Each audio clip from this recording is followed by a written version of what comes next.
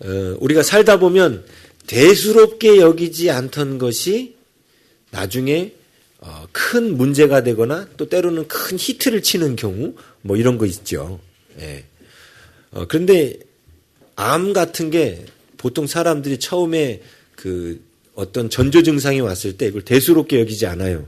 그렇죠? 그러다가 나중에 너무 이제 좀 심해져서 병원에 가면 이미 암이 4기다, 5기다 그래가지고 이제 죽을 때가 가까웠다고 해가지고 큰 위험에 재난에 빠지기도 합니다. 근데 암보다 암의 전조 증상이 이렇게 심하지 않기 때문에 보통 사람들이 대수롭게 여기지 않는데 사람들이 대수롭게 여기지 않다가 망하는 아주 무서운 게 있어요. 그게 뭐냐면 오늘 설교 제목에 나온 미움이라는 죄입니다. 사람들은 이 미움을 심각한 죄로 받아들이지 않아요. 대수롭게 여기지 않아요. 누군가를 미워한다는 사실을 아주 심각하게 여기지 않습니다. 자, 제가 요즘에 우리 그 40일 새벽 기도회 하면서 계시록이 큐티 본문이었어요. 그래서 계시록 강의하면서 우리가 무엇을 봤냐면 하나님이 마지막 때 사람들에게 죄를 뉘우치고 죄를 깨닫도록 여러 가지 재앙을 내리는데 문제는 사람들이 재앙이 일어나도 죄를 죄로 여기지 않는다 그랬죠.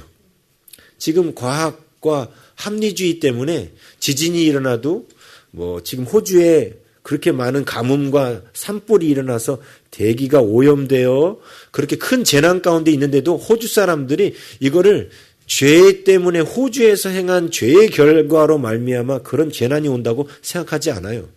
지진이 나도 태풍이 올라오고 토네이도가 올라와도 이것이 우리의 죄 때문에 하나님께서 우리를 경고하시는 거라는 것을 사람들이 받아들이지 않아요. 왜? 과학을 통해서 그냥 지진은 그 멘틀이 이동하면서 지각과 지각의 층이 이렇게 됐다. 근데 그게 움직이게 된 건 우연이다. 태풍이 만들어진 것도 우연이다. 모든 것을 우연으로 바꾸면서 사람들이 하나님의 그 자연을 통한 재앙과 경고를 당하면서도 그것을 죄로 여기지 않습니다. 옛날에 우리 조선시대에 보면 임금이 비가 내리지 않으면 임금이 부덕한 탓에 비가 내리지 않는다고 해서 임금이 상복을 입고 비가 내릴 때까지 기우제했죠. 그러니까 뭔가 옛날 사람들은 어떤 재앙이 있으면 이것은 하나님께서 그러니까 이 온 우주를 창조하신 어떤 신이 우리가 죄 때문에 이런 일을 한 거야 하면서 옛날 사람들은 뭔가 힘든 일이 있으면 회개로 나아갔단 말이에요.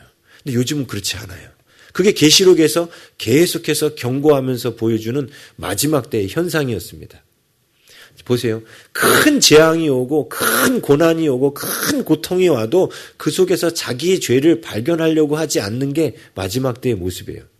그런데 그런 심각한 상황이 와도 죄를 발견하지 않는 사람들은요, 처음에 대수롭지 않은 이런 미움, 이런 걸 죄로 여기지 않는 것으로부터 죄가 확산되고 커져서 궁극적으로는 그런 재앙이 와도 죄를 죄로 여기지 않는 그런 상황 가운데 이르게 된다는 거예요. 자, 인류를 멸망시킨 가장 근본된 죄는 사실 교만이었습니다. 에덴 동산 안에서 아담이 가졌던 교만이었어요. 근데 교만 다음으로 정말 무서운 죄가 오늘 본문에 나오는 미움이라는 죄예요. 그래서 성경은 이 미움을 살인으로 정의했습니다. 예수님께서 바리새인들이 겉으로 율법을 잘 지키고 있었죠. 겉으로 율법을 잘 지키고 있었어요. 그러나 그들은 속 안에 미움이 있었고 시기가 있었고 질투가 있었는데 예수님은 속 안에 너희들이 미움을 갖고 있는 것, 그것도 역시 살인이다. 너희들이 겉으로 남을 죽인 10계명 가운데 6계명인 다른 사람을 죽인 살인하지 말라는 계명을 어긴 것과 똑같은 것이야. 마음으로 짓는 죄나 겉으로 짓는 죄나 똑같은 것이야. 라고 예수님이 그들에게 경고하셨음에도 불구하고 유대인들이 그 경고를 받아들이지 않았습니다. 그래서 결국 어떻게 됐습니까? 구약시대에는 그들이 겉으로 짓는 죄에 대한 하나님의 경고인 십계명, 율법을 받아들이지 않아서 바벨론이라는 나라에 끌려가서 망하게 됐어요. 그렇죠? 신약시대에도 예수님께서 속에 있는 죄를 지적하셨는데 그 경고를 듣지 않아서 신약시대의 유대인들도 망해서 바벨론으로 끌려갔습니다. 그때의 바벨론은 로마였죠. 로마에 의해서 유대 나라가 망합니다. 그래서 베드로는 그 로마를 바벨론이라고 불렀어요. 그렇죠? 근데 오늘 이 시대의 성도들도 우리 마음 속에 있는 죄에 대해서 경고하시는 하나님의 경고의 메시지를 듣지 않으면 그 사람들은 다 바벨론이라는 대환난 속에 들어갈 것을 계시록은 경고하고 있습니다. 그래서 우리가 우리 마음 안에 일어나는 죄들에 대해서 우습게 여기고 대수롭지 않게 여기면 결국은 이 죄가 우리를 바벨론 대환난으로 데려간다는 겁니다. 자, 오늘 본문 안에 어떻게 보면 대수롭지 않은 것처럼 보이는 죄의 모습들이 등장하고 있습니다. 여러분이 이 창세기 37장의 이 요셉 이야기는 많이 들으셨겠지만, 이 요셉 이야기 들으시면서, 어떤 생각을 하셨는지 모르겠지만, 자, 지금 37장 2절에 보면 야곱의 족보는 이러하니라 하고 시작하죠? 예, 여기서 족보라는 말이 톨레도시란 뜻이라 했습니다. 이것은 창세기에 나오는 10개의 큰 사건, 톨레도스를 말하는 것 중에 마지막 사건, 마지막 톨레도스를 말합니다. 자, 이 톨레도스는 어떤 이야기가 한 주기가 이렇게 돌아가는 거라 했습니다. 그렇죠? 자, 야곱의 톨레도스는 누구 얘기냐면 요셉의 이야기인 것 같죠? 근데 정확하게 말하면 나중에 여러분이 깨닫게 될 거예요. 야곱의 톨레도스는 정확하게 말하면 요셉의 이야기가 아니라 12아들의 이야기입니다. 요셉의 12아들의 이야기예요.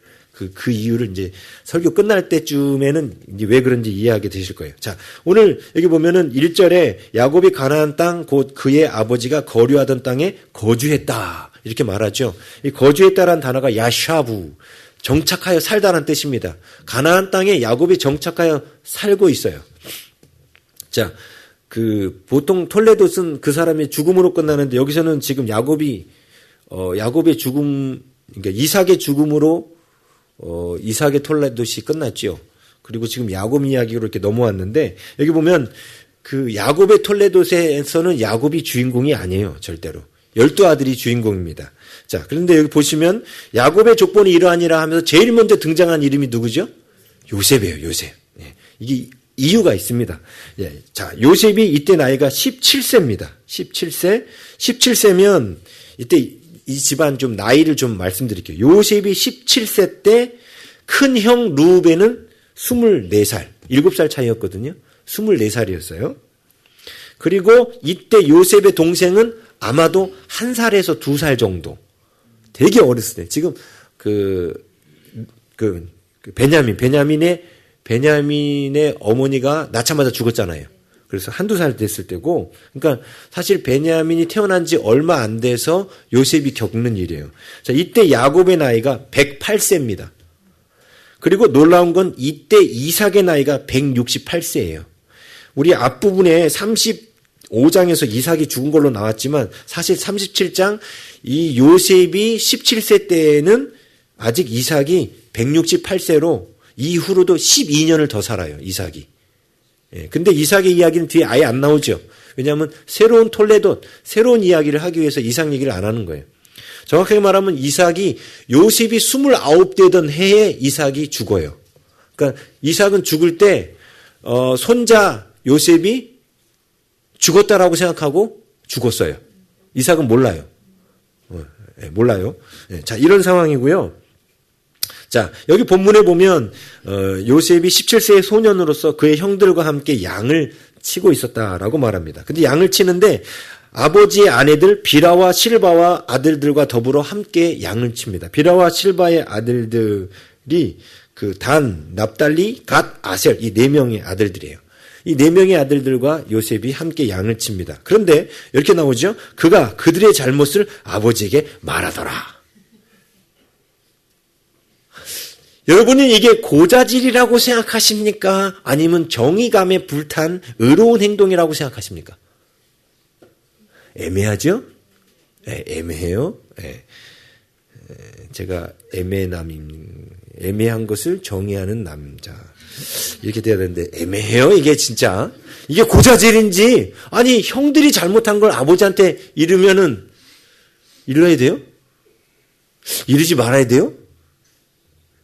애매하죠? 네. 근데 이제 확실해질 겁니다. 이게 애매한 내용이 아니에요. 어쨌든 잘못을 일렀을 때 형들은 요셉을 어떻게 생각할까요? 밉죠. 미워요. 이런 밉습니다. 근데 3절에 보니까 또 요셉이 형제들 사이에서 계속해서 미움을 받을 수밖에 없는 상황들을 얘기하고 있어요. 3절에 보니까 요셉은 노년에 얻은 아들이므로, 요셉은 야곱이 91세에 낳은 아들이에요. 노년에 얻은 아들이므로 이스라엘이 여러 아들들보다 그를 더 사랑함으로 그를 위하여 채색 옷을 지었더니, 다른 형제들보다 더 사랑해. 왜? 자기가 그토록 사랑했던 라헬의 아들이었기 때문에. 그래서 편애했어요. 자, 편애하는 거 성경적이에요? 아니죠. 그렇죠? 아무튼 더 사랑했어요. 이것 때문에 형제들이 어떤 마음이 들었을까요? 아주 그냥 더 미워하는 마음이 들었어요. 그래서 4절에 뭐라고 나와요? 그의 형들의 아버지가 형들보다 그를 더 사랑함을 보고 그를 미워하여. 그를 미워했어요.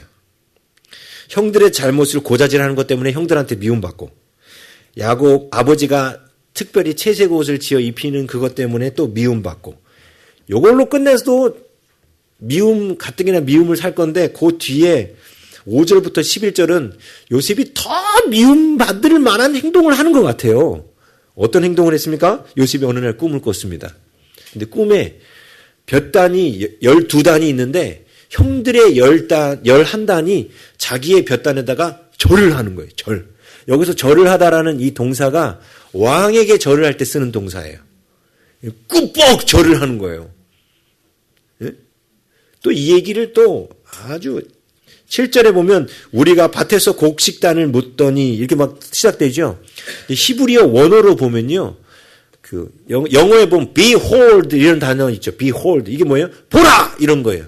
히브리어도 힌네라는 단어가 behold라는 걸로 쓰이거든요. 여기 3번이나 나와요. 이렇게 해석해야 정상인 거예요. 보라! 우리가 밭에서 곡식단을 묵더니 보라! 내 단은 일어서고 보라! 당신들의 단은 내 단을 둘러서서 절하더이다. 지금 어떻게 말하고 있는 거예요? 대단히 강조하고 있는 거예요. 지금 요셉이 미움받을지 골라서 하는 것 같지 않습니까? 예? 아주 그냥 어쩜 이렇게 꼬집어주고 싶은 만큼 막 보라! 보라! 보라! 그러면서 막 그냥 이렇게 얘기해요. 참. 그리고 한 번으로 그쳤으면 되잖아. 형들이 이때 반응이 어땠을까요? 싸했어요. 그래가지고 그 8절 끝에 그의 꿈과 그의 말로 말미암아 그를 더욱 미워했어요. 왜 그 말을 해가지고 미워해? 형들이 가뜩이나 자기 이뻐하지도 않는 거 알면서. 요새 도라이 아니에요? 또라이? 예? 그런데 9절에 보면 요셉이 또 꿈을 꿔요. 또 꿈을 꿨는데 이번에는 해와 달과 별들이 나타나가지고 요셉한테 절을 합니다.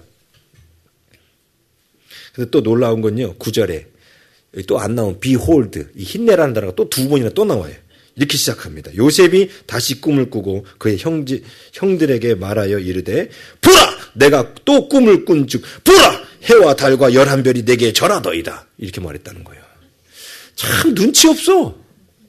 형들이 미워하는데 형들한테 이런 얘기하면 형들이 좋아하겠어요? 근데 가뜩이나 요번에는 또 누가 등장했냐면 해와 달이 등장했어요. 이거는 아버지와 어머니를 상징하거든. 그러니까 아버지와 어머니까지 다 자기한테 절한다는 거야. 가뜩이나 잘난 체 하는 요셉으로 비치잖아요. 고자질하고, 그죠? 또 채색 옷 입고 가뜩이나 잘난 체 하는 요셉이 또 입에서 나오는 꿈 얘기도 다 뭐예요? 완전 잘난 체. 진짜 밥맛 아닙니까 이거? 그렇죠? 그렇게 생각 안 돼요? 그러니까 형들이 어떻게 해요? 11절 그의 형들은 시기했다. 그냥 이렇게 나와요. 자, 그런데 이게 이제 우리가 이제 겉으로 보면 이렇게 보여요. 그런데 이 안에 놀라운 하나님의 창조의 이야기가 시작됩니다. 이 톨레도의 시작이잖아요. 놀라운 하나님의 사랑과 창조의 이야기가 이 속에 담겨 있어요.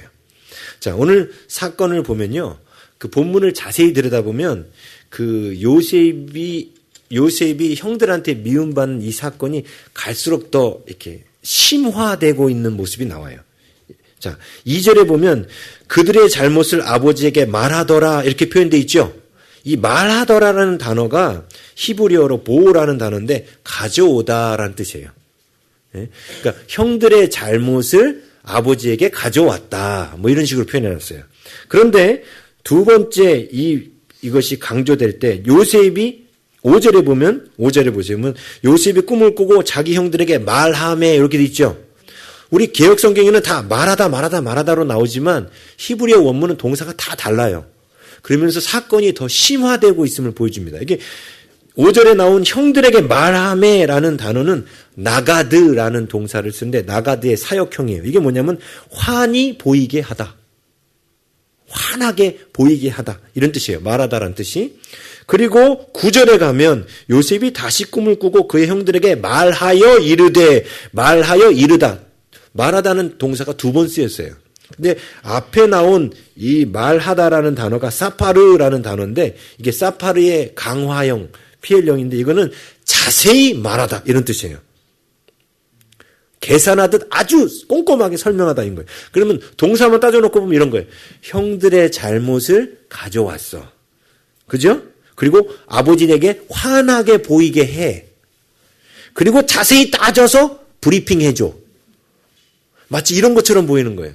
그러니까 요셉이 말이 갈수록 미움받을 짓을 더 한 것처럼 보이죠.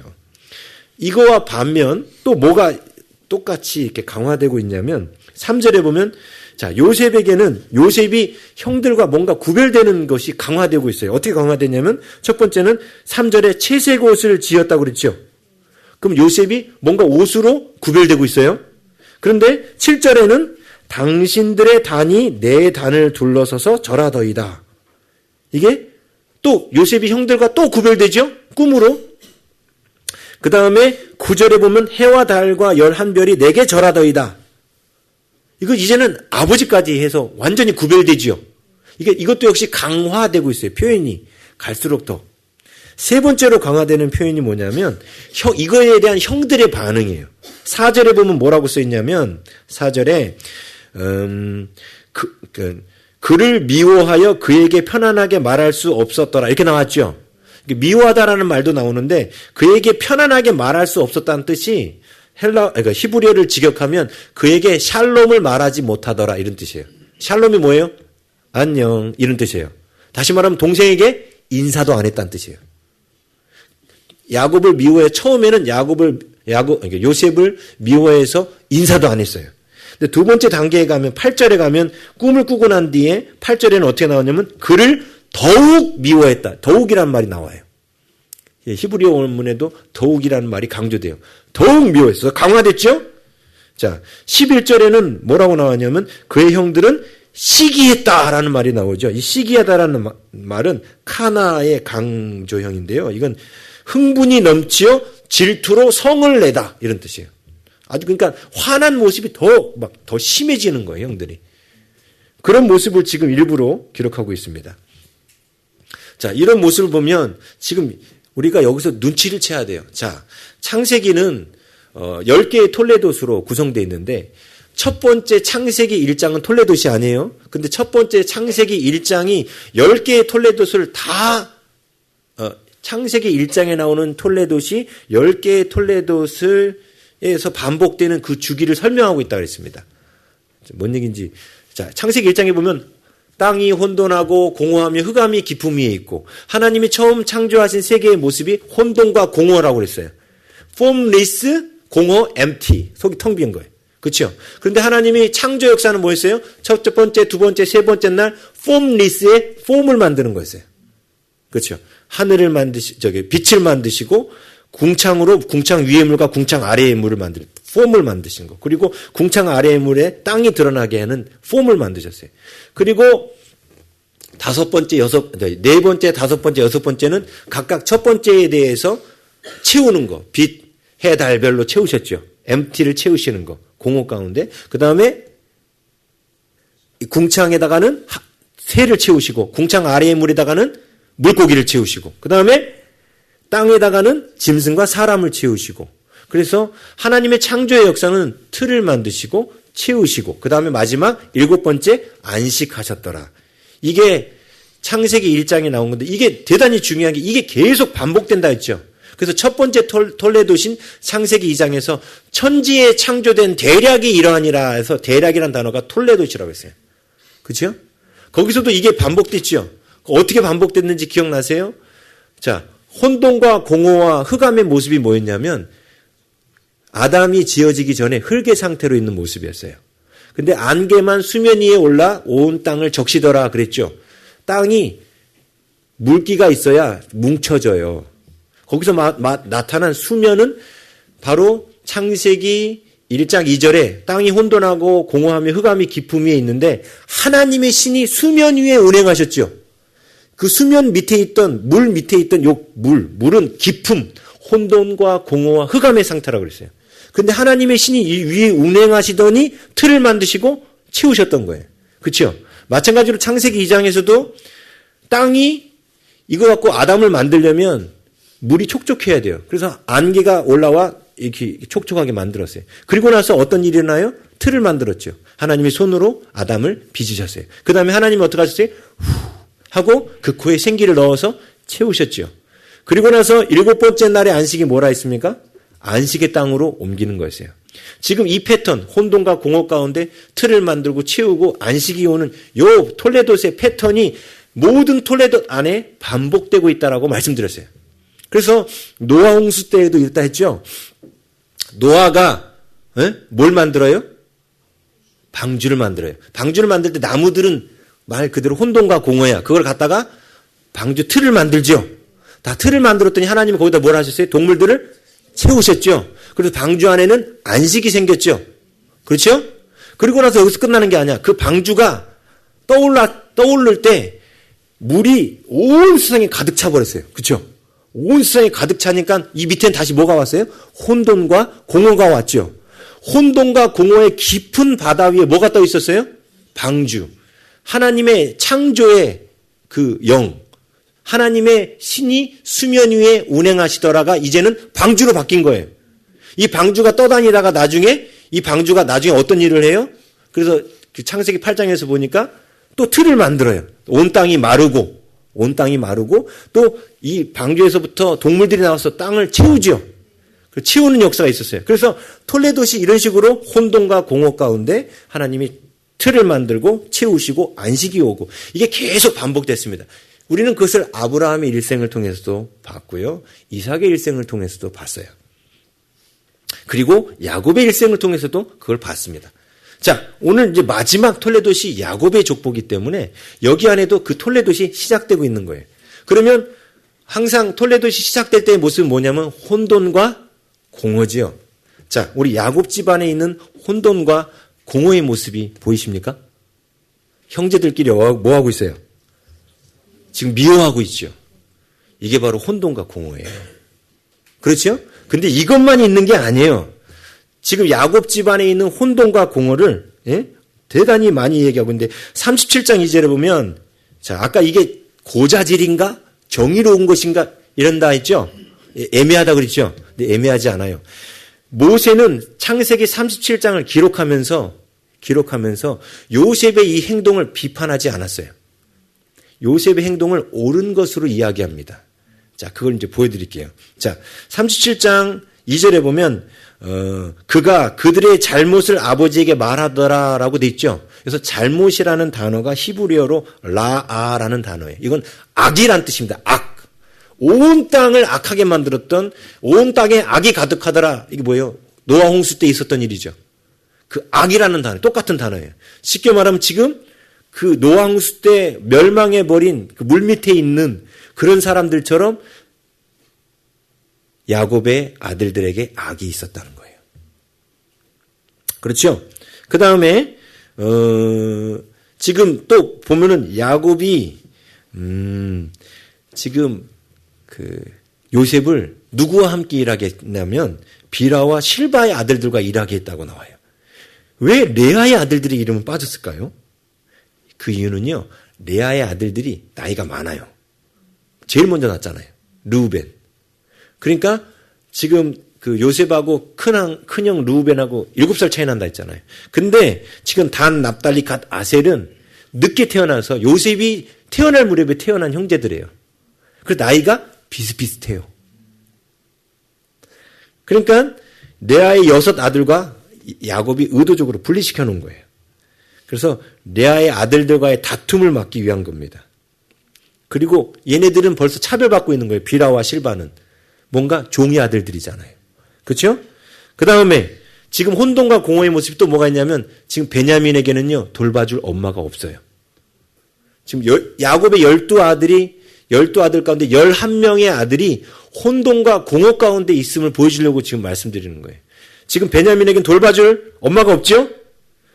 잘 아시다시피 큰아들 르우벤은 35장 22절에서 첫 빌하와 동침했죠? 혼돈과 공허의 모습 가운데 있죠? 그 다음에 그 뒤에 38장 2절에 보면 유다는 이방 여인과 결혼합니다. 그렇죠? 이것 때문에 에서가 이삭한테 미움받았어요. 근데 유다가 지금 이방 여인하고 결혼했죠. 이건 역시도 혼돈과 공허의 모습이에요. 그렇죠? 거기서 끝나지 않아요. 우리 그 37장 뒷부분에 보면 야곱의 나머지 그 자식들이 아버지를 속이죠. 아버지를 속이는 거 이것도 역시 혼돈과 공허의 죄악된 모습이죠. 그리고 형들이 요셉을 미워하는 거 역시 미움 이것 자체도 혼돈과 공허의 모습이죠. 예? 그리고 동생을 노예로 팔아넘기는 모습 역시 죄악의 모습이죠. 그런데 여기서 말하고자 하는 건 뭐냐면요. 형제들의 이런 모습은 도저히 이들이 서로 하나가 될 수 없다는 거예요. 야곱이라는 한 아버지 밑에서 나온 자식들임에도 불구하고 하나가 될 수 없어요. 예? 우리 그 창세기 이 톨레도스의 안식의 목적이 뭐였냐면 창세기 2장에서 보면 아담과 하와가 한 몸이 되는 거였어요. 그렇죠? 근데 지금 야곱으로부터 태어난 12아들이 한 몸이 아니라 완전 12명이에요. 한 몸이 아니라 12명이 돼버린 거예요. 그럼 우리는 이제 끝날 때 뭘 기대해야 돼요? 이 톨레도시 끝날 때. 12명이 어떻게 되면서 끝날까요? 그렇죠. 하나가 되는 거예요. 그러면서 톨레도시 끝나는 겁니다. 지금 시작이 그들의 지금 혼돈과 공허와 흑암의 모습들을 보여주고 있는 거예요. 그때 자, 혼돈과 공허와 이 흑암이 있을 때 하나님이 회복의 역사를 위해서 하나님의 영이 수면 위에 운행했죠. 그럼 하나님의 영이 수면 위에 운행하듯 이 가족의 회복을 위해서 쓰임받는 뭔가가 있어야 되겠죠. 그게 누굴까요? 그게 바로 요셉이에요. 그게 바로 요셉입니다. 요셉이 이 가정에 지금 방주와 같이 쓰임받는 거예요. 요셉이. 그래서 창세기의 저자는 창세기의 저자 모세는 요셉을 부정적으로 묘사하지 않았습니다. 그것을 우리가 무엇을 통해서 알 수 있냐면요. 자, 야곱의 이름이 있고 야곱의 변화된 새 이름이 뭐였어요? 이스라엘이었죠. 그리고 야곱이 옛사람처럼 행동할 때는 야곱이라고 갖다 붙였죠. 그렇지만 야곱이 하나님의 그 장성한 자의 모습으로 행동할 때는 뭐라고 붙였어요? 이스라엘이라고 붙였어요. 자, 그러면 지금 야곱이 요셉한테 채색 옷을 지어 입히는 것을 여러분들은 야곱이라고 말해야 될까요? 이스라엘이라고 말해야 될까요? 편애잖아, 편애. 예? 뭐라고 말해야 돼요? 야곱이라고 말해야겠죠. 근데 지금 뭐라고 써 있습니까? 이스라엘이라고 써 있어요. 그건 지금 모세가 야곱의 행동을 비판하는 게 아니에요. 그 증거가 있습니다. 그 증거가 뭐냐면 그 밑에 37장 13절에 보십시오. 이스라엘이 요셉에게 이르되라고 나오죠. 지금 이스라엘이 야곱이 요셉을 형들에게 보내는 장면도 하나님께서 그 야곱을 통하여 뭔가를 하시려고 하는 거예요. 자, 보세요. 이스라엘이라는 이름이 쓰인다는 뜻은 지금 이스라엘이 하나님 앞에 하나님이 원하시는 행동을 하고 있다는 뜻이에요. 요셉에게 채색 옷을 지어 입힌 게 사실은 하나님께서 원하시는 행동이었어요. 그리고 요셉을 형들에게 보내는 것도 하나님께서 원하시는 행동이었어요. 왜지요? 이렇게 해야만 요셉이 애굽으로 가거든요. 그래서 형들의 이 사분오열 갈라졌던 이 형제들을 하나로 만들기 위한 프로젝트가 야곱은 자기의 욕심 때문에 편애하는 걸로 하고 있지만 하나님은 야곱의 욕심과 그 편애를 사용하셔서 이 가정의 12아들을 회복시키기 위한 프로젝트를 시작하신 거예요. 회복 프로젝트를 시작하셨기 때문에 하나님이 이스라엘이라고 쓴 겁니다. 그래서 그 증거로 여러분 37장 34절에 가시면 야곱이 그 요셉이 죽었다는 소식을 듣게 됩니다. 그렇죠? 그때 자기 옷을 찢고 굵은 배로 허리를 묶고 오래도록 그의 아들을 위하여 애통하니 이렇게 돼 있죠. 지금 애통하는 이 모습이 이스라엘일까요? 야곱일까요? 하나님의 그 프로젝트에 따르면 이스라엘이면 안 되죠. 왜? 야곱은 지금 요셉을 어디로 보내야 되는 사람이에요? 프로젝트에 의하면? 애굽으로 보내야 되는 사람인데 지금 애굽으로 안 갔다고 생각하고 울고 있잖아요. 그래서 우리 개역 성경에는 여기 야곱이라는 이름이 안 나와요. 히브리 원문에는 34절에 야곱이라는 이름이 분명하게 써 있습니다. 다시 말하면 요셉이 하나님의 신은 수면 위에 운행하시니라 하면서 하나님의 창조의 역사를 준비하는 것처럼 요셉이 움직이는 어떤 그런 모습을 쓸 때는 이스라엘이라는 이름을 썼다는 거예요. 예? 그러니까 지금 요셉에게 이 채색 옷을 입힌 것은 부정적인 의미가 아니에요. 지금 모세가 기록할 때는. 여기서 채색 옷이라는 단어는 사실 잘못된 번역입니다. 이게 그 이스라엘 사람들이 구약 히브리어 성경을 헬라어 성경으로 번역한 걸 70인경이라고 하는데 그 70인경에 번역하면서 이것을 채색 옷으로 번역한 거예요. 근데 히브리어 성경에는 이게 채색 옷이 아니에요. 채색 옷이 아니고 그러니까 히브리어 원문을 그대로 번역하면 손바닥을 덮는 옷이에요. 그러니까 긴 옷이에요. 소매가 길고 기장이 긴 옷입니다. 당시의 사람들은 옷이 일하기 좋도록 이게 팔이 짧고요. 발도 무릎까지밖에 안 왔어요. 보통 그런 옷을 입고 일을 합니다. 요즘에 계시록 강의하면서 말씀드렸지만 이런 옷을 히마티온이라고 그래요. 일할 때 입는 겉옷을 히마티온이라고 그래요.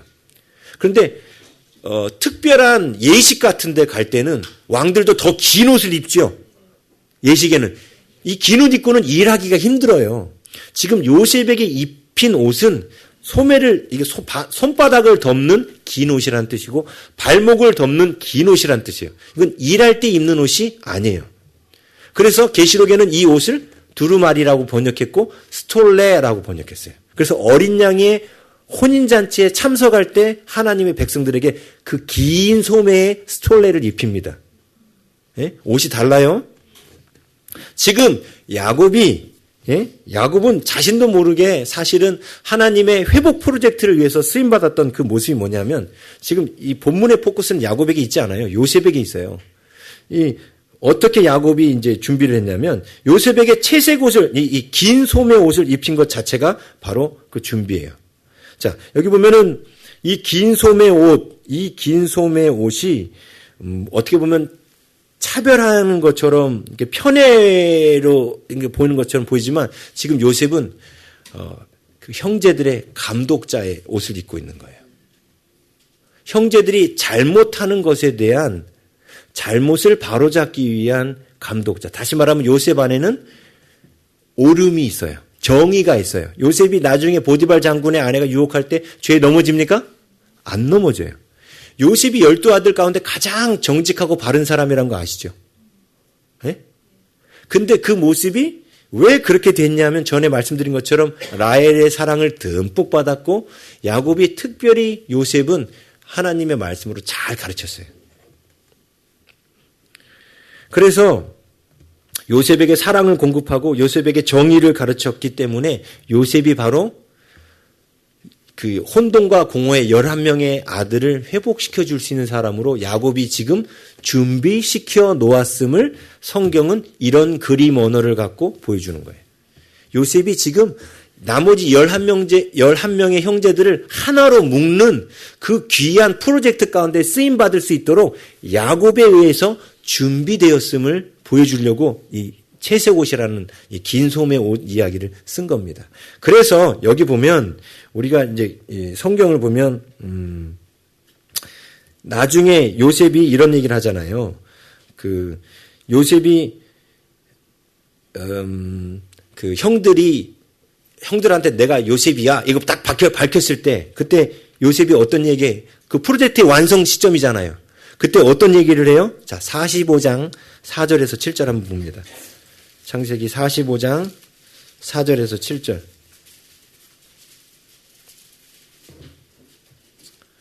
4절에서 7절 함께 읽겠습니다. 요셉이 형들에게 이르되 내게로 가까이 오소서. 그들이 가까이 가니 이르되 나는 당신들의 아우 요셉이니 당신들이 애굽의 판자라. 당신들이 나를 이곳에 팔았다고 해서 근심하지 마소서. 한탄하지 마소서. 하나님이 생명을 구원하시려고 나를 당신들보다 먼저 보내셨나이다.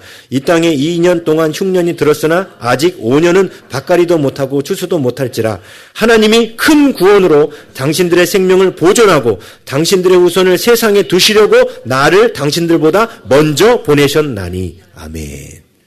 자, 요셉은 자기가 애굽에 왜 왔는지 하나님의 프로젝트를 알고 있었어요. 그렇죠? 바로 형들을 보존시키는 거예요. 알고 있었어요. 나중에 깨닫게 된 거예요, 요셉이. 처음에 감옥에 있을 땐 몰랐죠. 그런데 종리가 되고 나서 요셉은 하나님이 지금 자기가 애굽 땅에 온 것이 형들의 시기 때문에 온 것이 아니라 하나님께서 나를 미리 보내서 우리 가족들을 위하여 준비한 거라는 것을 요셉은 알게 됩니다. 그랬죠? 네. 그런데 이렇게 건강한, 만약에 여러분들 여기서 아들 중에 루벤이나 유다나 뭐 이렇게 다른 아들들 아무나 골라봐요. 그래서 걔가 가서 이런 일을 겪었다 해요. 이렇게 반응했을까요? 자기를 팔아놓은 게 형들한테 어떻게 했을까요? 너 잘 됐어. 너 일로 와. 씨. 네가 감히 옛날에 날 죽였지. 이런 식으로 반응했겠죠. 그런데 보면은 요셉이 애굽 땅에 가서 특별히 아버지하고 어머니 밑에서 무슨 특별한 교육을 받았어요? 안 받았어요. 그럼 요셉의 그 성품이 언제 준비된 거예요? 잡혀가기 전에 준비됐다는 거예요. 잡혀가기 전에. 다시 말하면 요셉은 지금 하나님의 이 12 아들을 하나 되게 하는 프로젝트를 위하여 이미 준비된 사람이었다는 거예요. 이해되시죠? 예. 네. 자, 하나님은 우리에게 사실 이 일을 위해서 예수님을 보내신 거예요. 여러분 한번 생각해 볼까요? 우리 앞에 있었던 그 아브라함이 하갈을 통해서 낳은 이스마엘. 근데 하갈은 여종이었죠. 자, 그러면 야곱이 비라와 실바를 통해서 낳은 그 아들들. 그러면 아브라함의 후손이 될 수 있어요? 안 되죠. 안 되잖아요. 왜냐하면 하갈이 안 됐던 것처럼. 자, 그러면 그 다음에 한번 또 따져볼까요? 아브라함의 본처, 야곱의 본처, 레아와 라헬이 있었죠. 근데 레아와 라헬 이삭의 아들, 이삭이 야곱과 에서를 낳았죠. 다 같은 배로 낳았잖아요. 근데 에서는 어떻게 됐어요? 제외됐죠. 아니 같은 엄마 뱃속에 나왔는데도 분열돼서 제외돼 버렸어요. 근데 지금 이스라엘 같은 경우, 이 야곱 같은 경우에는 4명의 어머니란 말이에요. 도저히 하나 될 수 없는 자식들이에요. 둘은 또 종이잖아요. 하갈과 같이. 도저히 하나님의 나라 백성이 될 수 없는 그런 조건들이라는 거예요. 근데 놀라운 거는 요셉이라는 사람을 통해서 각각 다른 어머니 밑에서 태어난, 그리고 같은 씨 야곱 밑에서 태어난 12 아들이 하나가 되는 거예요. 이게 바로 예수님이 이 땅에 오셔서 하신 일입니다. 우리는 다 각각 다른 어머니 밑에서 태어났어요. 우리는 한국 사람, 그렇죠? 일본 사람. 다 각각 다른 어머니 밑에서 태어났습니다. 그런데 그거 아세요? 우리의 씨는 하나인 거. 어디서 태어났어요, 우리가? 하나님께로부터 왔어요. 그래서 이것을 설명하려고 전에 누가복음 강의할 때 말씀드렸죠. 누가복음에 나온 족보는 마태복음에 나온 족보하고 강조점이 다르다고 그랬죠. 누가복음에 나온 족보는 이렇게 끝나요. 예수님에 대한 족보가 그 위는 에노스요, 그 위는 셋이요, 그 위는 아담이요, 그 위는 하나님이십니다. 마태복음의 족보는 아브라함으로부터 시작해요. 근데 누가복음에 나오는 족보는 어디까지 올라가냐면 아담, 그 위에 하나님까지 올라가요. 이게 뭐냐면 누가복음은 이방인들을 위해서 쓰여졌다 했죠. 마태복음은 유대인들을 향해서 쓰여진 거고. 자, 이방인들에게 왜 족보를 아담부터 하나님까지 올라갔을까요?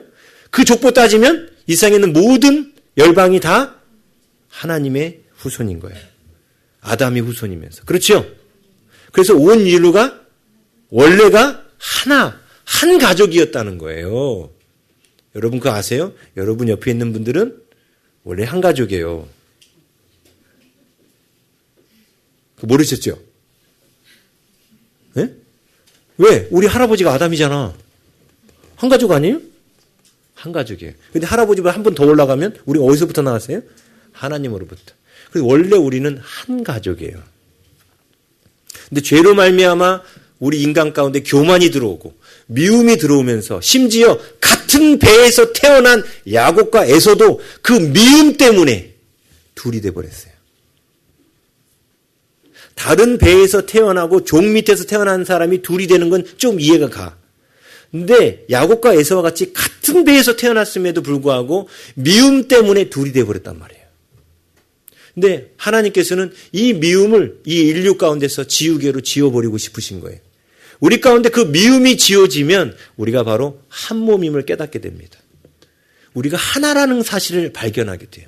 이 미움만 지워지면. 여러분은 볼 때 여러분 옆에 있는 사람은 성씨가 다르지요. 근데 족보 따져서 올라가 보자니까요. 올라가면 어디까지 올라가요? 다 하나님께로부터 나온 거예요. 그래서 원래 우리는 하나였습니다. 요셉의 모습이 그래서 예수님의 예표예요. 마치 12명의 아들이 마치 정말 12민족과 같이 구별되어 있었어요. 그렇죠? 12명의 아들이 12민족과 같이 다 뿔뿔이 다른 민족과 같았습니다. 그런데 요셉 프로젝트 때문에 그들은 한 민족이 된 거예요. 이스라엘이라는 한 민족이 된 거예요. 예수님이 이 일을 위해서 오신 거예요. 예수님은 우리 모두가 하나 되게 하시려고 오신 거예요. 하나님이 우리를 향한 창조의 사역, 회복의 사역, 우리에게 틀을 만드시고 우리에게 율법을 우리 속에 기록하시고 하는 목적은 뭐예요? 우리를 하나 되게 하시는 거예요. 그래서 우리 전에 외웠죠. 아버지가 내 안에 내가 아버지 안에 있는 것 같이 저희도 하나가 되어 우리 안에 있게 하사. 우리가 하나가 되어야만 하나님 안에 머물 수 있습니다. 근데 우리가 하나 되지 못하게 만드는 게 뭐예요? 미움이에요. 지금 야곱의 집안의 형제들의 모습을 보면 그 미움이 갈수록 커져가요. 예, 그렇습니다. 죄는요, 가만히 놔두면 사라지는 게 아니라 놀라운 것은 갈수록 커져간다는 거예요. 그래서 계시록의 모습은 죄가 얼마나 커져갔느냐, 나중에 재앙을 내리시는 하나님을 비방해요. 회개하는 게 아니라. 죄는 가만히 놔두면 갈수록 커져가는 거예요. 이것은 뭔가 하나님의 손길에 의해서 틀을 만드시고 채우시는 하나님의 창조의 손길, 하나님의 회복의 손길이 우리에게 닿지 않으면 우리 안에 있는 죄는 대수롭게 여기지 않던 우리의 죄는 갈수록 커져가서 우리를 갈라놓고 우리를 망가뜨리고 심지어 하나님을 대적하는 자가 되게 만듭니다. 지금 야곱 집안에 있는 작은 그 미움은 이대로 있다가는 모든 형제들을 다 뿔뿔이 흩어놓고 완전히 갈라지게 만드는 아주 위험한 것이었어요. 심지어 이 미움이 나중에 뭐가 됐냐면 형제들이 요셉을 죽이려고 했잖아요. 처음엔 미움으로 시작했다가. 여러분, 제가 설교 초두에 우리 안에 있는 미움에 대해서 우리가 심각하게 생각해야 된다 했어요. 많은 사람들은 겉으로 사람을 찔러 죽인 죄가 아니면 마음으로 짓는 죄에 대해서는 죄를 죄로 여기지 않아요. 근데 예수님이 아주 심각하게 다루셨어요. 우리 마음 안에서 일어나는 죄를 예수님은 아주 심각하게 다루셨습니다. 그 이유가 가만히 놔두면 그 죄는 분명 다시 우리 육체 밖으로 튀어나와서 살인까지 하게 만들거든요. 그래서 하나님의 창조의 프로젝트, 틀을 만드시고 채우시는 하나님의 창조의 프로젝트에 있는 사람들은 어떻게 시작하냐면 처음에는 죄로 여기지 않던 행동의 죄를 하나님 만나고 나면 죄로 여기게 되죠. 예? 그래서 여러분들이 전에는 거짓말을 밥 먹듯 했는데 예수님 만나고 나니까 이제 거짓말하는 것이 좀 줄어들잖아요. 안 줄어들어요? 예? 그죠? 예. 그리고 옛날에는 막 그냥 음란물 같은 거 많이 보고 그랬는데 예수님 믿고 나니까 그런 거, 아니, 그 음란물만 봤나? 뭐 그냥 나이트클럽 가서 그냥 끝나고 부킹하고 막 그랬지. 예. 그렇게 살았잖아요. 근데 예수님 믿고 나서 어떻게 됐어요? 그런 것도 끊었죠. 그러면서 행동의 죄를 죄로 여기기 시작했죠. 그런데 성경은 자꾸 뭐까지 얘기해요? 우리 안에 있는 마음의 죄까지. 내가 음란한 생각을 품은 것도 죄다. 내가 누구를 미워하는 것도 죄다. 이렇게 마음의 죄까지 했는데 이걸 에이 뭐 그런 것까지 죄로 여기세요. 이런 분들은 다시 죄로 넘어져요. 행동으로. 근데 그 죄를 죄로 여기고 받아들이기 시작하는 것이 바로 하나님의 창조의 손길, 회복의 손길이 내 안에서 일하고 계시는 거예요. 그래서 예수님께로 가까이 가면 가까이 갈수록 우리가 하나님을 더 신실하게 섬기면 섬길수록 우리는 그 이전의 죄로 여기지 않던 죄까지도 죄로 여기게 돼요. 여러분 요즘에 여러분 가운데 드는 죄책감 가운데 이런 게 있죠. 묵상 열심히 안 한 거. 죄스럽죠? 옛날엔 그걸 죄스러워 하게나 했습니까? 묵상 그런 거 못하러 해. 근데 요즘에는 목사님이 4일 이상은 꼭 해야 된다는데 요번 주도 보니까 2.6이 지난보다 0.1 떨어졌어요. 지난주 2.72였는데 요번 주엔 2.62 떨어졌어요. 근데 이런 말을 들을 때 찔려. 내가 묵상을 요번 주에 못했네. 이걸 죄스러워 하잖아요. 옛날에 이런 걸 죄스러워 하지도 않았다니까요. 기도하지 않고 하루를 넘어가는 것을 전에는 죄스러워 하지 않았어요. 그렇죠. 근데 놀라운 건요.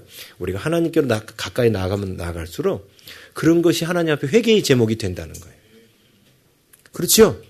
그게 바로 내 안에 지금 하나님의 창조의 프로젝트가 회복의 프로젝트가 진행되고 있다는 뜻이에요.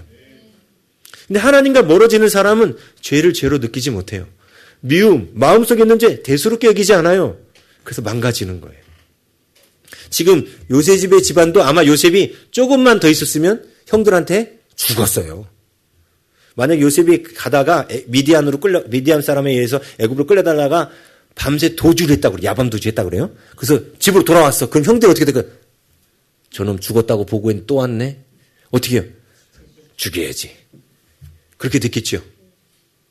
무서운 거예요. 왜? 자기네들이 한 거짓말을 들키면 안 되잖아. 이런 집안이 지금 요셉이라는 사람을 통해서 하나님께서 회복하시려고 하는 거예요. 우리 앞으로 볼 창세기의 이제 나머지 뒤의 얘기는 어떻게 하나님이 요셉을 통해서 그 12아들이 하나 되도록 만드시는가. 그들을 어떻게 안식의 땅으로 들어가게 하시는가. 에덴의 그 풍성한 땅으로 그들을 들어가게 하시는가. 그 이야기가 이제 그 뒤에 펼쳐지는 겁니다. 네. 자, 오늘 우리는 이 말씀을 통해서 그걸 봤어요. 여러분, 저는 사실 이 말씀 준비하면서 대단히 행복하고 감사했어요. 뭐 때문에 행복하고 감사했냐면 여러분들의 모습을 생각하면서. 자, 성경에 보면 아브라함이 지나가는 나그네를 어떻게 합니까? 극진히 대접하죠. 왜 그렇죠? 그 나그네가 바로 나랑 한 가족이에요. 원래 한 가족이었어요. 그렇죠? 한 가족이에요. 왜? 하나님으로부터 나왔으니까. 그래서 성경에 보면 율법 안에 지나가는 나그네를 대접하라고 그래요. 가족과 같이 여기라는 거예요. 가족과 같이 집에 들이고 가족과 같이 먹이고 가족과 같이 돌봐주라는 거예요. 왜요? 한 가족이니까. 그런데 어느새부터 사람들이 그냥 성이 다르고 그냥 그러면은 요즘에는 길거리에 누가 쓰러져 있어도 거들떠도 안 보고 지나가요.